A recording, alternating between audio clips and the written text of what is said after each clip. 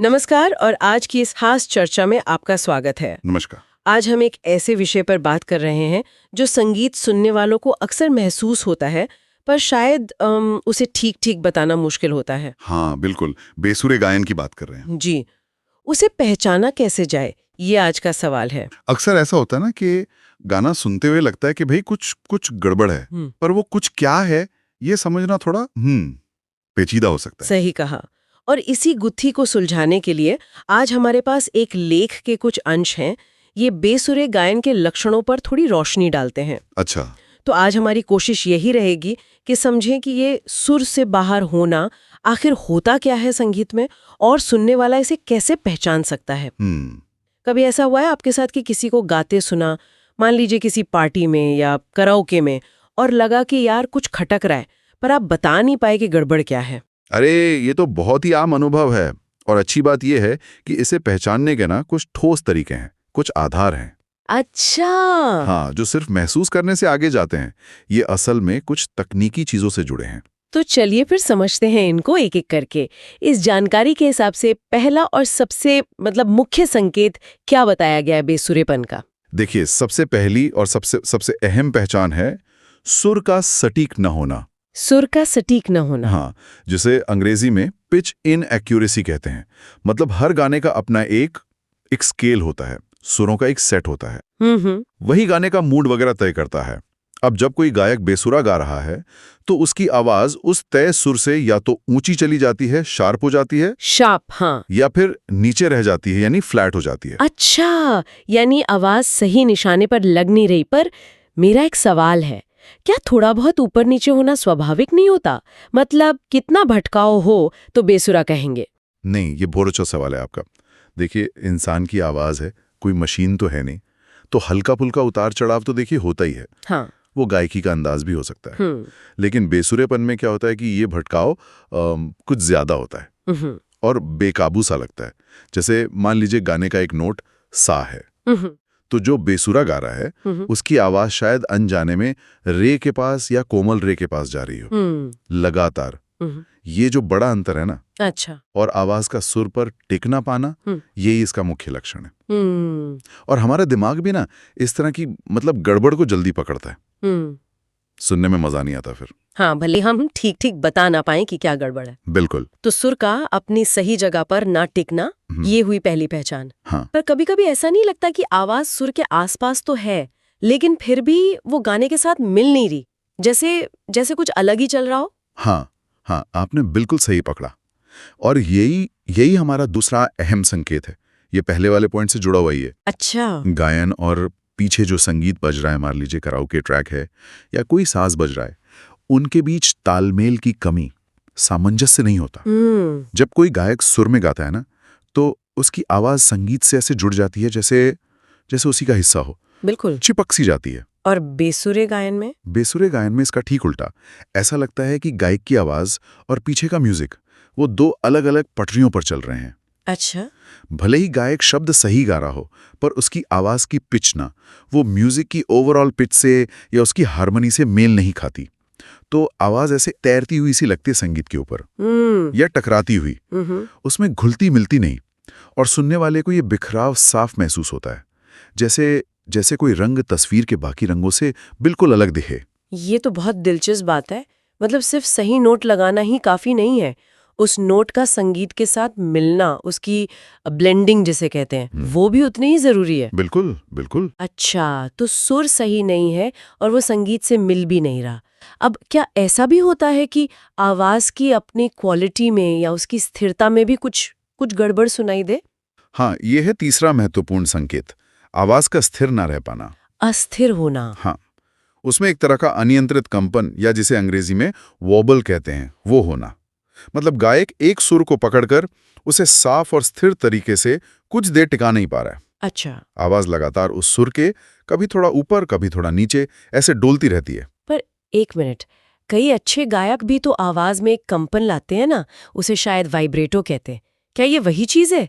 इसमें फर्क कैसे करें? नहीं, ये बहुत आम कंफ्यूजन है, लेकिन दोनों में बहुत बड़ा फर्क है। देखिए, वाइब्रेटो जो होता है वो वो एक कंट्रोल चीज है। अच्छा, कंट्रोल्ड। हाँ, नियमित होता है और गायक उसे जानबूझकर इस्तेमाल करते हैं, आवाज में थोड़ी गहराई, थोड़ा भाव लाने के लिए। वो सुनने में अच्छा लगता है। लेकिन यहाँ जिस अस्थिरता की बात हो रही है वो अनियंत्रित है। हाँ। गायक शायद सुर को सीधा रखना चाह रहा है पर रख नहीं पा रहा। ये आवाज पर कंट्रोल की कमी दिखाता है। समझ गई। और अक्सर ये तनाव या तकनीक की कमी से होता है। ये सुनने में कम पाता हुआ सा लगता है। अच्छा नहीं लगता। अच्छा, आप फर्क समझ आया। ये जो अनियंत्रित कंपन है, ये कंट्रोल की कमी है। मैंने भी ये कभी-कभी महसूस किया है, खासकर जब कोई मुश्किल नोट गाने की कोशिश कर रहा हो या रेंज से बाहर जा रहा हो। बिल्कुल। तो सुर गलत, संगीत से मेल नहीं और आवाज में स्थिरता की कमी, ये 3 बातें हो गई। क्या सिर्फ सुरों की ही बात है या कुछ और भी है जो गायन को बेसुरा बना सकता है? सुरों के अलावा एक और बहुत बहुत जरूरी चीज है जिसे लोग अक्सर नजरअंदाज कर देते हैं, वो है ताल, लय। ताल, रिदम। हाँ, रिदम। देखिए, संगीत सिर्फ सही सुर लगाना नहीं है, उन सुरों को सही वक्त पर लगाना भी है ना?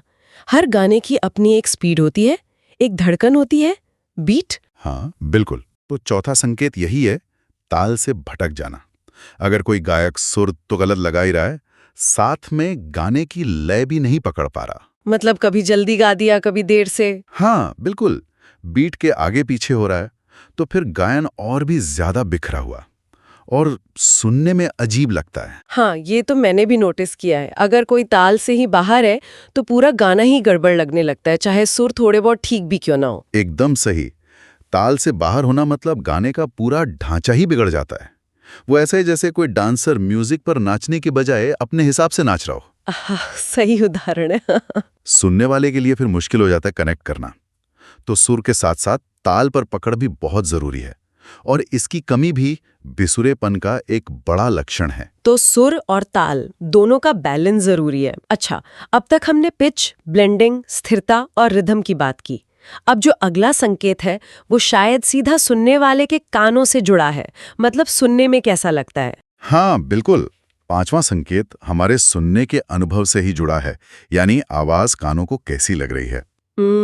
बेसुरे गायन में अक्सर आवाज सुनने में सहज नहीं लगती, मधुर नहीं लगती। वो कानों को थोड़ी तीखी सी लग सकती है, चुभती हुई, श्रिल जिसे कहते हैं।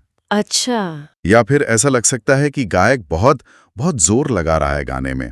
उसकी आवाज में एक तनाव सा महसूस होता है, खिंचाव। जैसे जैसे आवाज में कोई आराम या सुकून ना हो, एक कोशिश सी लग रही हो। बिल्कुल वही। आवाज में वो नेचुरल फ्लो नहीं होता, स्मूथनेस नहीं होती। ऐसा लगता है जैसे आवाज आसानी से नहीं आ रही, बल्कि उसे खींचकर या दबाकर निकाला जा रहा है। कभी-कभी एक अजीब सी झंझनाहट या रूखापन भी सुनाई दे सकता है और ये सब चीजें मिलके सुनने का अनुभव खराब कर देती हैं। सही बात है। चाहे सुनने वाले को संगीत की तकनीक पता हो या ना हो, कान ऐसी अप्राकृतिक आवाज को पकड़ लेते हैं। ये दिलचस्प है कि हमारे कान कितने संवेदनशील होते हैं।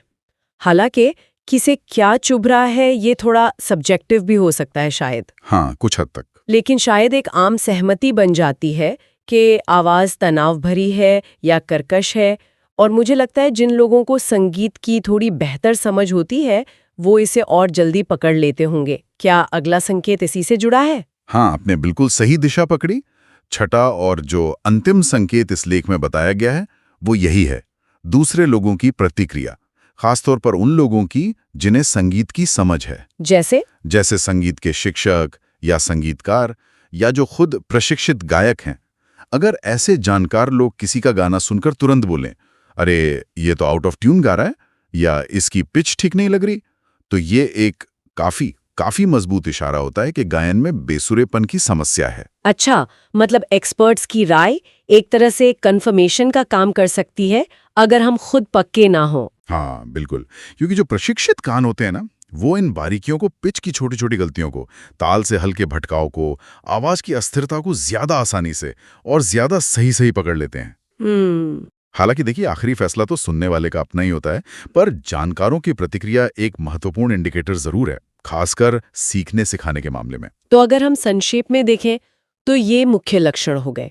सुर का सही ना होना यानी पिच, संगीत से मेल न खाना यानी ब्लेंडिंग, आवाज का कांपना या अस्थिर होना, ताल से बाहर होना यानी रिदम, आवाज का सुनने में अजीब या तनावपूर्ण लगना, और जानकारों की राय। जी।